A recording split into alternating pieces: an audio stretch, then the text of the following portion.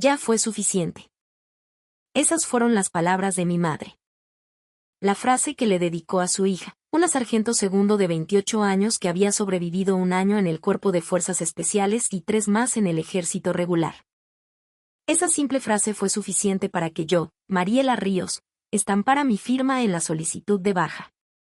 Una vez tomada la decisión, sentí un peso quitarse de mis hombros, un alivio extraño y agridulce. Sin embargo, en el autobús que me llevaba de regreso al campo militar, ocurrió algo que ni en mis peores simulacros de combate hubiera podido anticipar. Una joven universitaria, con la mano temblorosa, se aferró a la manga de mi uniforme de camuflaje. Frente a ella, 3 hombres la acechaban con miradas de depredador. En ese instante, tuve que elegir, cumplir con mi hora de regreso a la base o proteger a la civil que tenía frente a mí. Cómo el regreso ordinario de una soldado se convirtió en un evento que cambiaría no solo mi destino, sino la percepción de muchos sobre lo que significa portar un uniforme. Esta es la historia de ese día. El microbús traqueteaba con una familiaridad monótona. Era una de esas viejas unidades que recorrían la periferia de la Ciudad de México, un armatoste de metal y recuerdos que se quejaba en cada bache.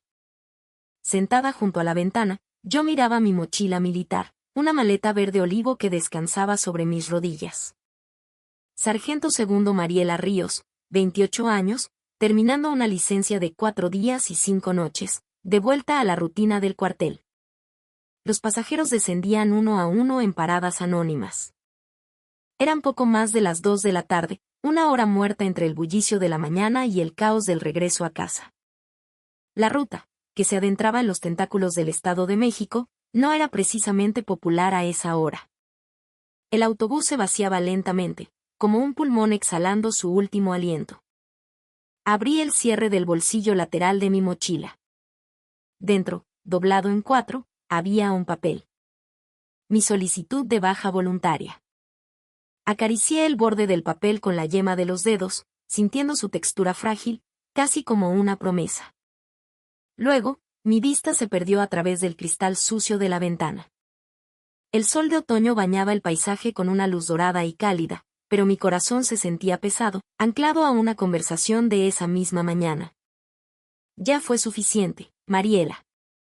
La voz de mi madre resonaba en mi cabeza, tan clara como si estuviera sentada a mi lado. Estábamos en la cocina, el olor a café de olla impregnando el aire. Yo llenaba los campos de la solicitud sobre la mesa de madera mientras ella me observaba, con esa expresión serena que solo las madres dominan. 1 año en los murciélagos, las fuerzas especiales, y luego 3 años en una unidad de infantería. Ella sabía exactamente cuánto había aguantado, cuánto había sacrificado. Pero, mamá, llegué a las fuerzas especiales, susurré, casi como una justificación. Mi madre asintió lentamente, sus ojos no me juzgaban, solo me veían. Lo sé, mija. Sé perfectamente todo el infierno que pasaste. Sé lo que significa para una mujer estar ahí, entre puros hombres. Ya hiciste suficiente. Fue por puro orgullo, ¿sabes?, confesé, la voz quebrándose un poco. Para demostrarles. Entrené como ellos, corrí como ellos, aguanté como ellos. Pero al final, las palabras se me atoraron en la garganta. Mi madre tomó mi mano, su piel cálida y suave contrastando con la mía, llena de callos y pequeñas cicatrices. Pero demostraste todo lo que tenías que demostrar, mi amor. ¿Acaso crees que eso fue fácil? No respondí. Durante esos 4 años, mi única misión había sido probar algo. Que una mujer podía. Que yo podía. Que no era menos que nadie. Pero al final, comprendí una verdad agotadora, esa batalla por demostrar algo la había librado sola. Era una guerra contra fantasmas, contra prejuicios susurrados en los pasillos y miradas condescendientes en el campo de entrenamiento. O tal vez, todo eso era solo una excusa para mi propia terquedad. Ya fue suficiente, Mariela, repitió mi madre, su voz un bálsamo. Yo sé lo increíble que eres. Mamá lo sabe. Asentí, y con un suspiro que pareció liberar años de tensión, firmé al final del documento. Mi plan era entregarlo en cuanto reportara mi regreso a la base. El autobús dio otro violento bandazo, sacándome de mis recuerdos. Cerré el cierre de la mochila. Aún tenía 2 horas antes de mi hora límite de regreso. Tiempo de sobra.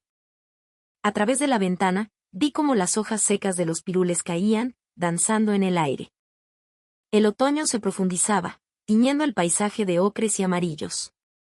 Este podría ser mi último regreso, murmuré para mis adentros. La idea me trajo una extraña mezcla de pánico y liberación. Si entregaba esa solicitud, en 2 meses sería una civil. Me quitaría el uniforme, las insignias, la jerarquía.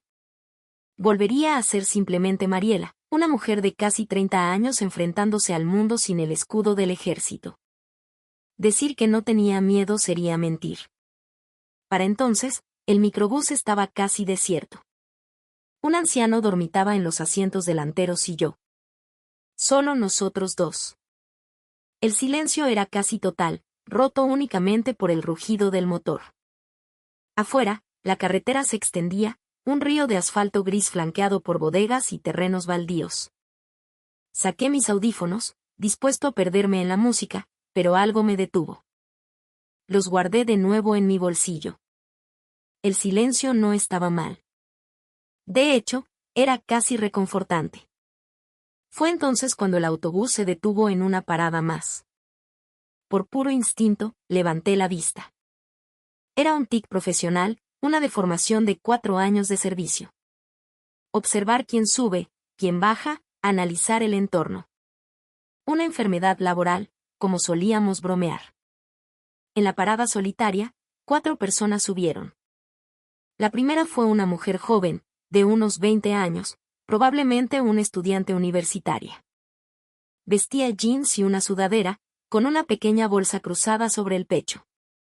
Su rostro estaba pálido, casi translúcido. Sus ojos se movían con nerviosismo, escaneando el interior del autobús como un animal asustado buscando una vía de escape. Detrás de ella, casi pisándole los talones, subieron 3 hombres. El primero era un tipo con el cabello engominado hasta brillar, llevaba una chamarra de piel sintética y una gruesa cadena de oro falso que destellaba bajo la luz. Una sonrisa torcida jugaba en sus labios, pero sus ojos estaban fríos, sin rastro de alegría. El segundo hombre era corpulento, con los brazos cubiertos de tatuajes que se asomaban por las mangas de su camiseta. Su rostro era una máscara sin expresión mientras sus ojos de halcón recorrían el escaso pasaje. El tercero, y el que parecía mayor, de unos 40 y tantos, vestía una chamarra de mezclilla sobre una camisa impecable. El atuendo parecía un disfraz, algo que no encajaba con su aura amenazante. La mirada de los 3 hombres estaba fija en un solo punto, la joven que había subido primero. Entrecerré los ojos. Algo no estaba bien. La chica dudó por un momento, luego caminó por el pasillo y, a pesar de la gran cantidad de asientos vacíos, se sentó justo a mi lado. Al hacerlo, abrazó su bolso con fuerza, como si fuera un salvavidas. Sus hombros temblaban de una forma casi imperceptible. Los 3 hombres se movieron con una eficiencia depredadora. El de la cadena de oro se sentó directamente detrás de nosotros. El tipo tatuado ocupó el asiento junto a él. El mayor, el de la chamarra de mezclilla, se sentó al otro lado del pasillo. Era una formación deliberada, un triángulo táctico diseñado para encerrar a la chica. Fingí mirar por la ventana, pero mis ojos calculaban las distancias. El asiento trasero, 1 metro. El asiento de al lado, 2 metros. Mi instinto de soldado se activó, mi sistema de alerta temprana, perfeccionado durante 4 años de entrenamiento, comenzó a emitir señales de peligro. El autobús arrancó de nuevo. Podía oír la respiración de la chica a mi lado. Rápida y superficial. La respiración de alguien aterrorizado. ¿Cuál era la relación entre ellos? ¿Se conocían? Mantuve mis oídos abiertos, mi atención dividida entre el paisaje que huía y el drama que se gestaba a mi espalda. Escuché una risa grave y desagradable. «Qué bonita te ves, estudiante», dijo el de la cadena de oro. Las palabras eran casuales, pero el tono estaba cargado de veneno. ¿A dónde vas tan solita? ¿A la chamba después de la escuela? El hombre tatuado, que masticaba chicle ruidosamente, añadió, hoy te toca en la panadería, ¿verdad? Su tono era burlón, pero su mirada, que alcancé a ver por el rabillo del ojo, era gélida. La chica no respondió.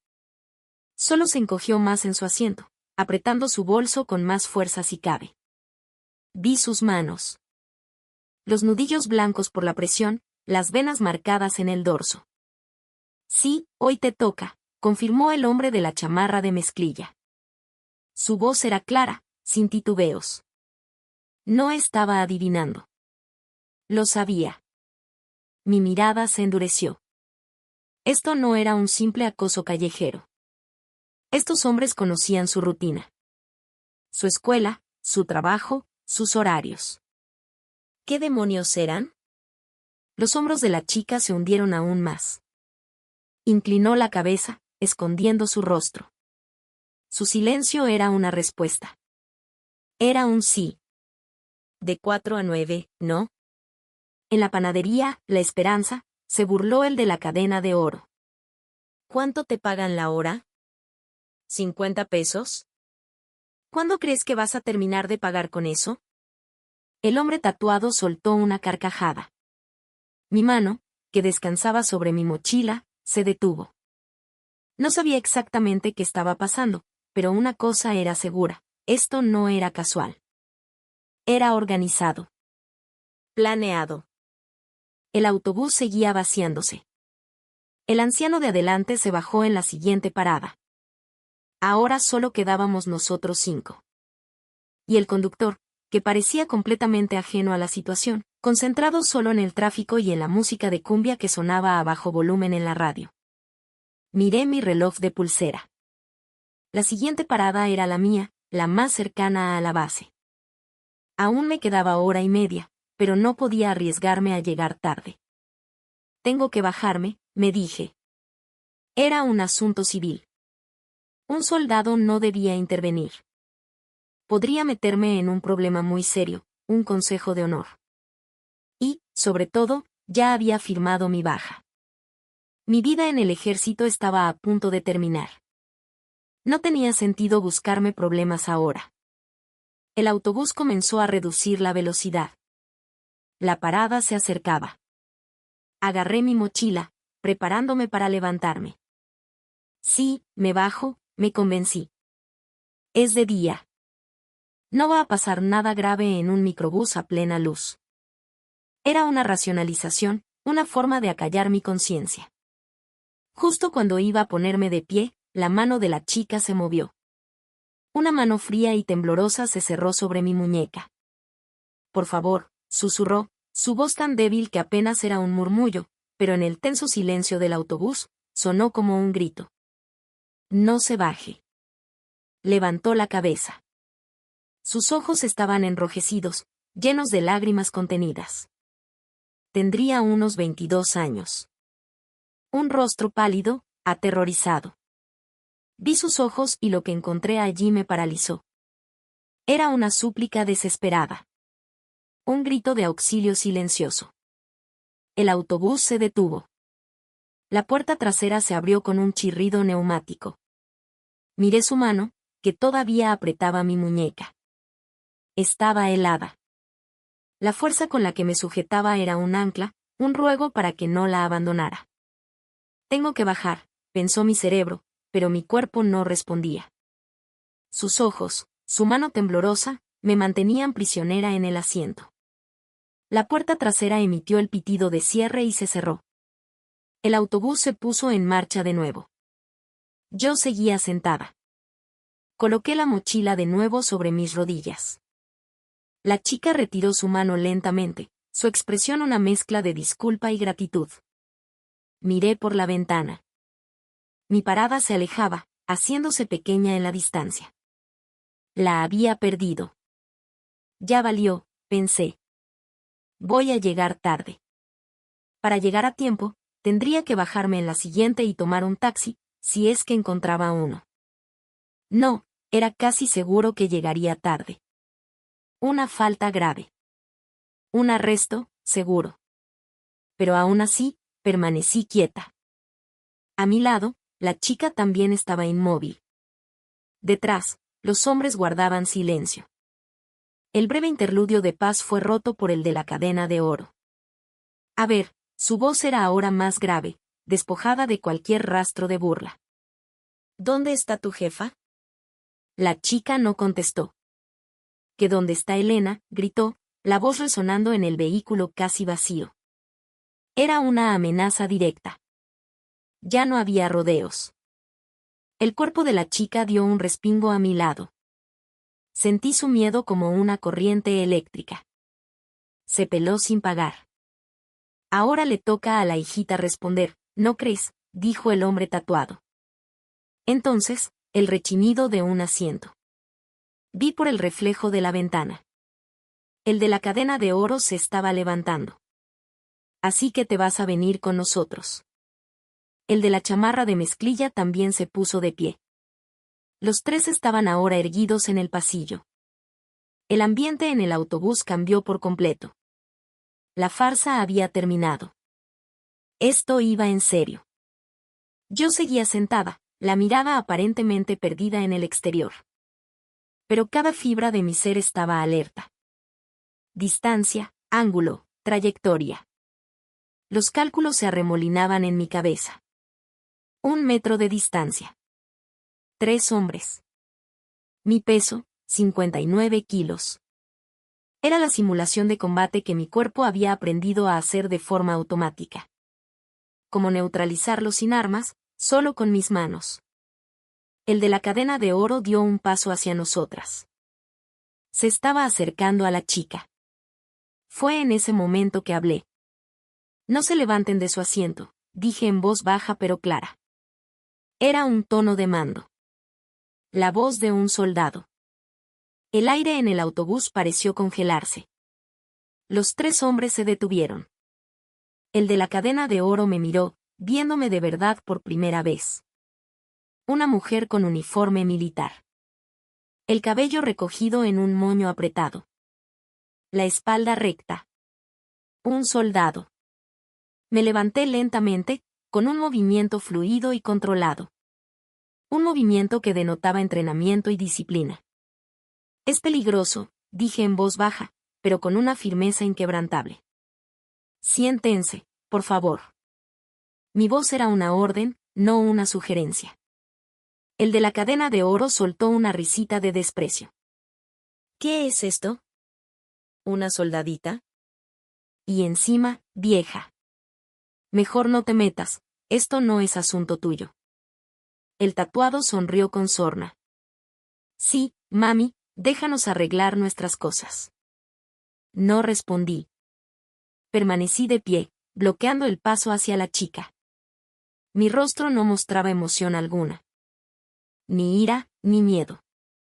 Solo una calma absoluta. Quítate, gruñó el de la chamarra de mezclilla, su voz perdiendo toda suavidad. No me moví.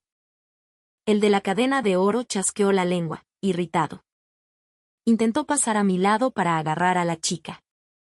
Su mano se extendió. Me interpuse en su camino con un movimiento rápido y preciso. Su mano solo agarró aire. A ver, neta, el hombre tatuado avanzó. Era alto, mucho más que yo, probablemente medía más de 1,80 m. No oíste que te quites, su voz era un rugido, una clara intimidación. El de la mezclilla también se movió, flanqueándome. Empezaban a rodearme. Otra vez, la formación triangular. Mis ojos se movieron rápidamente, recalculando. 1 metro al de la cadena. 1,5 m al tatuado. 2 metros al de la mezclilla. Neutralización posible, susurró una parte de mi cerebro. Podía con los 3. Un golpe al plexo solar, una llave al codo, una patada a la rodilla. Conocía docenas de formas. Pero son civiles, otra voz, más sensata, se impuso. No puede haber contacto. No puedo pelear. Un soldado involucrado en un altercado físico con civiles era un problema mayúsculo. Podrían acusarme de abuso de autoridad, de lesiones. La sanción sería severa, incluso podría enfrentar cargos penales. ¿Qué hacer? Mi mente trabajaba a toda velocidad. No podía neutralizarlos. El contacto debía ser mínimo. Pero tenía que protegerla. En ese instante, el de la cadena de oro me empujó. No fue con mucha fuerza, pero fue un contacto físico deliberado. «Que te quites, pendeja». Al mismo tiempo, el tatuado agarró el brazo de la chica. Ella soltó un grito ahogado. «¡Ah!». El de la mezclilla le arrebató el bolso. La correa se tensó. Tomé una decisión en una fracción de segundo. No podía pelear. Pero tampoco podía dejarlos. Tenía que aguantar. Solo un poco más. El autobús comenzó a frenar. La siguiente parada estaba cerca. Lo sentí. La vibración sutil del motor, el cambio en el sonido. Agarré el otro brazo de la chica. Lo apreté con fuerza. «Suéltenla», le dije al tatuado. «Si la sueltan ahora, no haré de esto un problema». «¿Problema?». «Tú», se burló el de la cadena de oro. En ese momento, el autobús se detuvo suavemente en la parada. La puerta delantera se abrió. Escuché el sonido y calculé. Si la puerta delantera se abría, la trasera lo haría en unos 2 segundos. Apreté más fuerte el brazo de la chica. «Prepárese», le susurré. Me miró con ojos desorbitados. La puerta trasera se abrió con su característico silbido. En el instante en que estuvo completamente abierta, tiré de la chica con toda mi fuerza. Con fuerza y rapidez. La mano del tatuado resbaló de su brazo. «Corra», le grité. Y la arrastré hacia la puerta trasera. La chica tropezó, pero la sostuve. Saltamos del autobús. «Cabronas», gritó el de la cadena de oro, intentando seguirnos. Pero fue demasiado tarde. La puerta comenzaba a cerrarse. Llegó al borde, pero el espacio ya era demasiado estrecho. Si intentaba salir, quedaría atrapado. «Abra la puerta, chofer», le gritó el tatuado al conductor. Pero el conductor no respondió. Simplemente presionó el botón de arranque. El autobús comenzó a moverse. La puerta trasera se cerró por completo. El de la cadena de oro golpeaba el cristal, mirándonos con furia, su boca formando insultos silenciosos. Pero el autobús se alejaba. La chica y yo estábamos en la acera de la parada. Ambas jadeábamos. Ella se apoyó en sus rodillas, tratando de recuperar el aliento. Yo observé el autobús hasta que se perdió de vista. Vi los rostros de los hombres, desfigurados por la ira. Y entonces, mi mirada se encontró con la del conductor en el espejo retrovisor. Un breve cruce de miradas. El conductor asintió una vez, un gesto mínimo. Comprendí el significado. Y supe que la cámara de seguridad del autobús había grabado todo. Cuando el autobús desapareció, exhalé lentamente. La tensión abandonó mi cuerpo. A mi lado, la chica, que se llamaría Sofía, rompió a llorar. Un llanto ruidoso y desesperado, como si un dique se hubiera roto. «Señorita», dijo con voz temblorosa. «Muchas gracias. De verdad, muchas gracias». No respondí. Simplemente me quedé a su lado. Saqué mi teléfono. 5 llamadas perdidas. Miré la hora. Mi tiempo de regreso había pasado hacía más de 30 minutos. Guardé el teléfono en mi bolsillo. Ahora empieza lo bueno, pensé. Retraso en el regreso e intervención en un asunto civil. Ambas, causas de arresto. En el peor de los casos, podía terminar en prisión militar. Pero no me arrepentía. Miré a Sofía. Seguía llorando. La hija de alguien. Sí, hice lo correcto, me dije en un susurro. Tenemos que ir al Ministerio Público. Juntas, nos alejamos de la parada. La base militar estaba cada vez más lejos. Y frente a mí, me esperaba un futuro que no había previsto. El ministerio público más cercano estaba a unos 10 minutos a pie. Caminamos en silencio. Sofía se secaba las lágrimas intermitentemente mientras yo miraba al frente, con la mente ya en el interrogatorio que me esperaba en la base. Al entrar, el oficial de guardia levantó la vista y sus ojos se abrieron al ver mi uniforme. No era común ver a un militar en una agencia del MP. Vengo a presentar una denuncia, dije con voz serena, señalando a Sofía. Esta joven fue amenazada. Parece un caso de cobranza extrajudicial. El oficial se levantó. Vio los ojos hinchados de Sofía y su expresión se tornó seria. Siéntense, por favor. Cuéntenme qué pasó. Sofía, con voz temblorosa, relató la historia. La deuda de su madre, su desaparición, el acoso de esos hombres. Yo escuchaba en silencio a su lado, complementando su relato con detalles tácticos que ella había pasado por alto. «Usted es militar, ¿verdad?», preguntó el oficial, mirándome.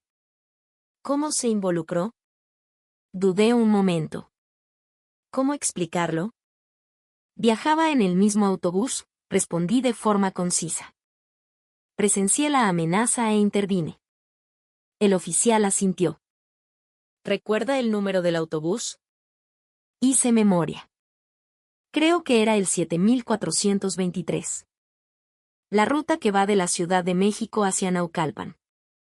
El oficial tomó nota. Le pidió a Sofía una descripción de los hombres. Ella, con mi ayuda, les dio un retrato hablado bastante preciso. «Levanten el acta», dijo el oficial. «Contactaremos a la empresa de transporte para asegurar el video». Tardamos casi una hora en formalizar la denuncia. Al salir del MP, el sol comenzaba a descender. «¿Estará bien si va a su casa?», le pregunté. «Sí, mi casa es segura». Aunque mi mamá no conteste, su voz vaciló. «Vaya a casa y no salga. La policía la contactará pronto», le aseguré. «Usted tiene que ir a su base, ¿verdad?», preguntó con cautela. Miré mi reloj. Había pasado más de una hora de mi tiempo límite. «Sí, tengo que ir». «Llegó tarde por mi culpa», dijo, su voz cargada de culpabilidad. La miré. Era solo una niña asustada. «No se preocupe. Fue mi decisión». «¿Me puede dar su número?», pidió. «Quiero agradecerle apropiadamente». Le di mi número. Lo guardó en su teléfono, sus dedos aún temblaban. Después de una profunda reverencia, tomó un taxi. La vi alejarse y me quedé sola en la calle. Saqué mi teléfono. 9 llamadas perdidas. Un mensaje de texto: «Sargento Ríos, repórtese de inmediato. Explique motivo de retraso». Suspiré profundamente y marqué el número de la base. «Habla la Sargento Ríos. Estoy en camino». Mi plan había sido entregar mi baja. En 2 meses, sería libre. ¿Y ahora? Retraso, intervención civil. Arresto seguro. El Consejo de Honor no me perdonaría esto. Mi solicitud de baja tendría que esperar. Si es que alguna vez me la aceptaban. «¿Te arrepientes?», me pregunté. El rostro aterrorizado de Sofía apareció en mi mente. No. No me arrepentía. Era un soldado, después de todo. Proteger a los débiles. ¿No era eso lo que nos enseñaban en las fuerzas especiales? «Sargento Segundo Ríos», reportando mi regreso, dije con voz firme al guardia de la entrada. El guardia revisó su lista y su rostro se tensó. «Sargento, vaya de inmediato a la comandancia. El capitán le está esperando». Sabía lo que venía.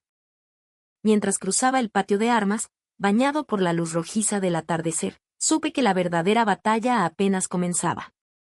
«Adelante», rugió la voz del capitán Rojas desde dentro de su oficina. Entré y me cuadré. «Sargento Ríos». «¿Se puede saber dónde demonios estaba?», dijo, dejando caer una pila de papeles sobre su escritorio. Con su permiso, mi capitán. Tuve que intervenir para proteger a una civil en peligro. No me venga con cuentos. ¿Cree que el ejército es un juego? ¿Sabe el problema que causó? Toda la base está en alerta por su culpa. Su voz era fría, llena de ira. Un soldado no se involucra en asuntos civiles. ¿Conoce el reglamento? Sí, mi capitán. ¿Y aún así lo hizo? No respondí. No había nada que decir. Se abrirá una investigación. Mañana a las 9 en punto quiero un informe detallado en mi escritorio. Y prepárese para un consejo de honor. Salí de la oficina. Se acabó, pensé. Pero una parte de mí se sentía extrañamente en paz. No me arrepentía. A la mañana siguiente, a las 10, fui convocada al Consejo de Honor. La decisión había sido rápida, sospechosamente rápida. Frente a 5 oficiales de alto rango, con el comandante del batallón presidiendo, relaté los hechos con la mayor objetividad posible. Sargento, entiendo la necesidad de proteger a un civil, dijo uno de los mayores. Pero su primera obligación es con el ejército. ¿Por qué no simplemente llamó a la policía y regresó a la base? En ese momento, mi capitán, no podía dejar a la joven sola. Mi juicio fue que necesitaba protección hasta que llegara la autoridad competente. Fue su juicio, no el reglamento, interrumpió otro oficial. El debate continuó. Algunos argumentaban la gravedad de mi insubordinación, otros la naturaleza excepcional de la situación. El abogado militar presente confirmó que, según el video del autobús que la policía ya había obtenido, no hubo uso excesivo de la fuerza por mi parte. Eso pareció calmar un poco los ánimos. Sargento Ríos, dijo finalmente el comandante. Su acción fue valiente, lo admito. Pero la disciplina es la columna vertebral de esta institución. Su retraso es una falta grave. Puede esperar afuera mientras el consejo delibera. Salí y me senté en una banca en el pasillo. Adentro, las voces continuaban discutiendo mi futuro.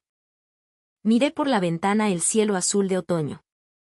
Mientras tanto, en otra parte de la ciudad, Sofía estaba en una misión. Había conseguido el video del conductor del autobús. Pasó la noche editándolo, añadiendo texto. Sargento del Ejército Mexicano salva a estudiante de secuestro en pleno día. Una verdadera heroína. Lo subió a todas sus redes sociales. Y esperó. El video explotó. En una hora, tenía 100.000 vistas. Los algoritmos hicieron su magia. Se compartió miles de veces.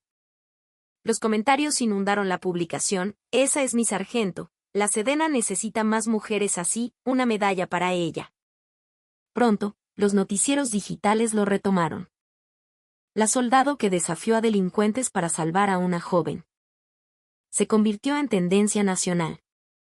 A las 11:30 de la mañana, en su oficina del campo militar número 1, el general de división Arturo Valdivia, un veterano de 3 décadas de servicio, leía informes. Su jefe de Estado Mayor entró apresuradamente. Mi general, tiene que ver esto. Está en todas las noticias. Le mostró la tablet. El general Valdivia observó el video en silencio. Vio mi calma, mi firmeza, mi contención. Vio la forma en que manejé la situación sin violencia, pero con una autoridad inquebrantable. Cuando el video terminó, preguntó, ¿quién es esta sargento? Minutos después, la información llegó. Es la sargento segundo Mariela Ríos, mi general. Yao 15º Batallón. Estuvo un año en Fuerzas Especiales. Valdivia asintió. ¿Y dónde está ahora? El rostro del jefe de Estado Mayor se ensombreció. Actualmente. Está en medio de un consejo de honor, mi general. Por retraso en su regreso e intervención en asuntos civiles. Los ojos del general Valdivia se clavaron en la pantalla. Reprodujo el video de nuevo. Preparen el helicóptero, dijo, poniéndose de pie. ¿A dónde vamos, mi general? Al 15º Batallón. La disciplina es vital, coronel. Pero si la disciplina nos impide proteger a nuestra gente, entonces no sirve para nada. El sonido de un helicóptero comenzó a llenar el aire, un rumor distante que crecía en intensidad.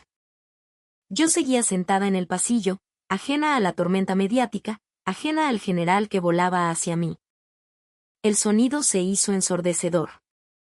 El helicóptero, un Black Hawk con las insignias de un alto mando, aterrizó en el patio de armas, levantando una nube de polvo. Las puertas de la sala del consejo se abrieron de golpe. Todos los oficiales salieron, sus rostros una mezcla de confusión y alarma. Vi descender a un hombre. 2 estrellas brillaban en sus hombros. Un general de división. «Mi general», exclamó el comandante de mi batallón, palideciendo. El general Valdivia caminó directamente hacia el edificio, con una determinación que no admitía obstáculos. Subió las escaleras. Se detuvo frente a mí. «Sargento segundo Mariela Ríos», preguntó, su voz grave y resonante. «Sí, mi general», respondí, poniéndome firme como un resorte. Me miró fijamente. «Vi el video, sargento». «Buen trabajo». Me quedé sin aliento. «¿Buen trabajo?» «Mi general, con su permiso», intervino mi comandante. La sargento violó el reglamento. El general lo silenció con una mirada. «Dígame, comandante, ¿el reglamento es más importante que la vida de un ciudadano mexicano?» Vi lo que hizo esta mujer. Protegió a una civil sin usar fuerza excesiva, con un control de la situación impecable. Eso, comandante, no se aprende en los manuales. Se aprende en las fuerzas especiales, ¿verdad, sargento? Sí, mi general. Lo que usted hizo fue cumplir con su deber más fundamental, proteger al pueblo. Esa es la razón por la que existimos. Su voz resonó en el pasillo. Se giró hacia el comandante. ¿Cuál es la decisión de este consejo? Aún se está deliberando, mi general. ¿Deliberando? ¿Qué hay que deliberar? Se cancela este consejo de honor. Ahora mismo. Se giró de nuevo hacia mí. Sargento, usted ha honrado este uniforme. No solo no habrá sanción, sino que voy a tramitar personalmente una mención honorífica para usted. Me extendió la mano. Le estreché, mi mano temblando dentro de la suya. Gracias, mi general, fue todo lo que pude decir, mi voz ahogada por la emoción. Esa tarde, mi historia era la noticia principal en todo el país. Mis compañeros me recibieron como a una heroína. Vi por primera vez los miles de comentarios de apoyo. En mi mochila, todavía estaba mi solicitud de baja. La saqué. La miré por un momento, la hoja que representaba mi escape. Lentamente, la rompí en pedazos. Llamé a mi madre. «Mamá, vi las noticias», dijo, su voz llena de orgullo. «Mamá». Rompí la solicitud de baja. Hubo un silencio. Luego, la escuché sonreír a través del teléfono. «Sabes, mija. Creo que este es tu lugar. Solo no te cedas, ¿sí?» Una semana después, los 3 cobradores fueron arrestados. Sofía se reunió con su madre. En el tablero de anuncios de la base, colgaron mi mención honorífica, firmada por el general Valdivia. Mi historia se convirtió en material de estudio en la Academia Militar, un ejemplo de juicio y valor. Ya no sentía la necesidad de demostrar nada. Había encontrado mi propósito, no en la obediencia ciega a un reglamento, sino en la convicción de que ser soldado significaba, antes que nada, ser un escudo para los demás. Y eso, descubrí, era más que suficiente. El cielo de otoño